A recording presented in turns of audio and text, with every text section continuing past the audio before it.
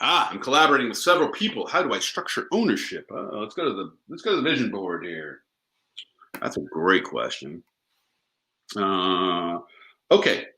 Whenever I'm structuring a company, in ownership, the one thing I want to understand is the roles, right? Particularly at the beginning, roles. And so, who's the founder? Are there co-founders and supporting roles? This is just a start, right? This is just a start. Supporting roles. This is kind of like structuring it. The person who came up with the idea and has the resources and the one who's driving the idea forward should definitely be the one to start. So let's start with 100% for this person. Now, if you've got co-founders, and these co-founders are in it, like they're in it, their skin's in it, they're working as hard as you, they're truly a co-founder, then you got to figure you want to give them something pretty significant. I'm usually, some kind of 35%, something like this. Here's the key: vest over 3 years or more. So the key here is a vest. They don't get the 35% right away. Right? If you are the founder, you started it, it's your idea, and you're the one driving it forward and bringing the resources to bear and making it happen, then you want to try and retain 100% as much as possible, because what you've got over time, it dilutes really fast. And so you can see 35% takes you down to, what is that, 65%. You now have 65% based upon that 35%. If you have other supporting people, they're potentially gonna, like I said yesterday or the day before, when I form a company, I issue, first of all, let me go back and do this. I issue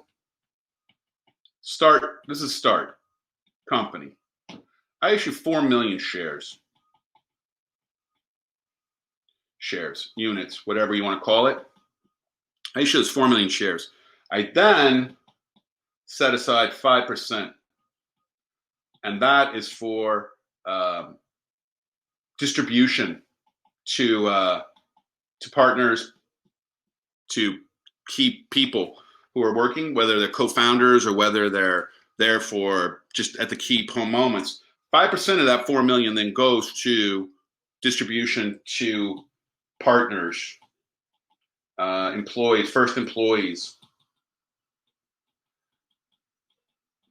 I distribute that 5% in 5,000 to 6,000 shares each month. All the shares vest in 6 months.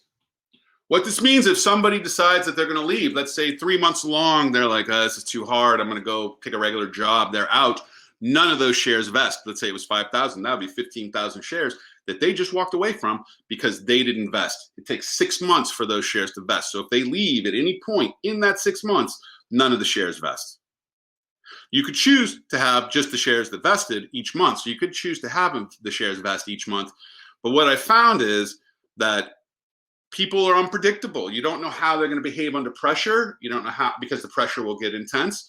They may eject out. You've got to protect those shares as much as possible. I'm going to go back to this right here. So if you truly are co-founders,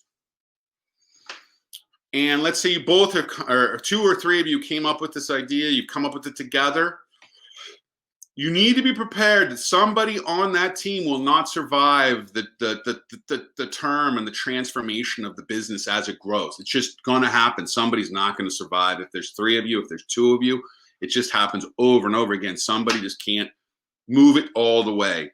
And so you've got to have mechanisms to get those shares back, and you've got to have mechanisms to have those shares vest over time so that they're not all given away right away. I would hire a lawyer. This is a lawyer issue. Right? This is definitely a lawyer issue. And I would have that lawyer advising you and writing up documents and agreements so that everybody's on the same page. I will say this, start the conversations early. Too many businesses wait too long to have discussions about ownership and distribution of ownership. The person who is the founder, who's come up with the idea, who's executing on the idea, pulling together the resources, and has some kind of track record of being able to move these things forward, is definitely the one who gets the most in terms of ownership and wants to retain at least a controlling amount until at the eventuality of potentially getting some investment, which would further dilute your ownership. Then you would look at other people who would be on board and what their value and what they're contributing, and then produce a number, a percentage that they would receive for their willingness and dedication to be part of the business at the beginning. Make sure that vests over time. It could be the vesting takes place every 6 months over a 3-year period, but they only vest every 6 months. And then they don't, if they stay 1 year, they don't get or a year and a half, close to a year and a month, they don't get that next 6 months. They only get 1 year of the stock to keep. And you can set it up so those stocks have to be purchased as well at some point for an agreed upon amount based upon the idea that the stocks will go up. I'll also say this, those stocks have zero value unless anybody believes they have value. So when I'm distributing 5,000 to 6,000 shares a month to a contractor or an employee, that's not really costing me anything whatsoever, because until those shares become valuable and somebody's willing to pay me for those shares, they really don't have any value. So it's all perception in the beginning anyway.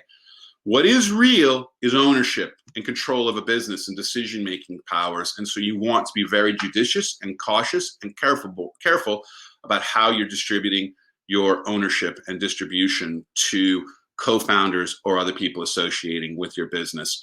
And that's why I put aside 5% of all every time I start a business, because that is then my ability to distribute some shares and offer people some ownership without having to dilute the business in a significant way. Gives me tremendous leverage, and then I'm able to move forward. And then people feel ownership, are more part of the business in a greater and more meaningful way. Yeah, no, I'm always interested in how you should divest your business, and if you had 3 equal partners, do they get 3 equal shares? I mean, I've just never had partners. I've always thought we start out with the same vision. I always saw that happening. Everybody's gung-ho, let's go. Sure, that's what a lot of people think, but I think right now, that's not the way to look at it. You got to take a very unemotional view of this. It's also a great way to test the response from the folks who you're engaging in a conversation, because if they think all of a sudden, I'm the one who's the founder and I came up with this idea, all of a sudden you now have really serious challenges that you can't move. They're difficult to move through.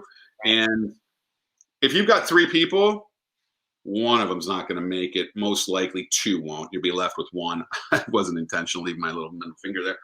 And so, well, I mean, I looked at it like life challenges happen to me that divert me from my original vision as one person. Can I imagine how complicated things might get if somebody else has started down the path with us on a business, a third or whatever, and then you got to hire a lawyer. Right. You get a lawyer involved from the beginning. Do not create agreements without a lawyer or an accountant if you're in a country that only works with accountants. So there's some countries that don't have lawyers, they have accountants.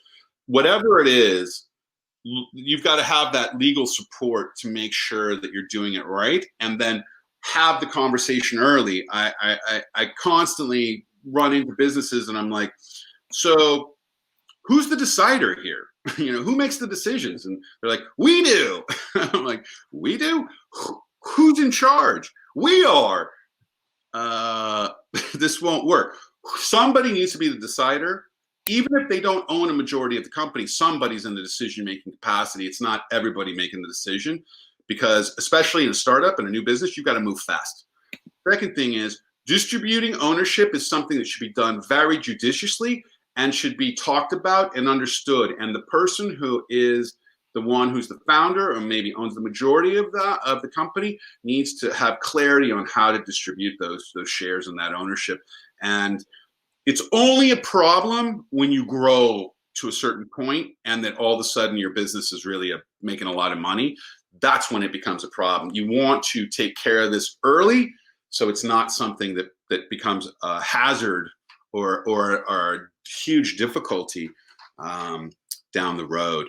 Remember, the art of the long view is what you want to take in life. In looking in 7 to 10 year cycles, some of the decisions you make in these first few months, if you're starting a business and you're distributing ownership, can have huge impact 5 years from now.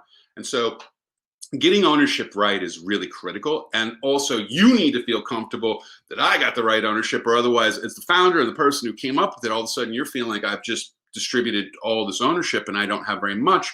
You could become upset, disillusioned by the situation, and therefore perform at a lower level.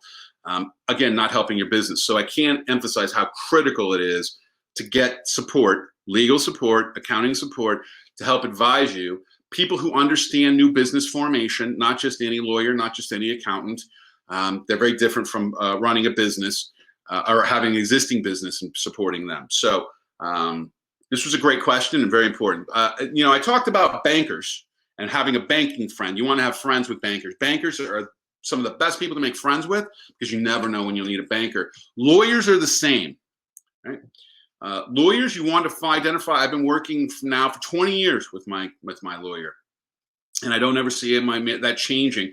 Actually, I have multiple lawyers. I've been working with another lawyer for 10, 15 years. And so lawyers provide different services also. But what I want to be clear on is you want to make friends with lawyers and have a lawyer in your pocket, in your advisory position, someone there to support you at any time you may need some advice. This lawyer, I would want you to have a lawyer who doesn't look at only the worst case scenario, but also looks at the best case scenario. So he's giving you options. She's giving you options in between this range that allow for you to understand and make a better decision. So it's not just the worst case scenario, it's also the best case scenario. And then you can come to the middle and make a better decision.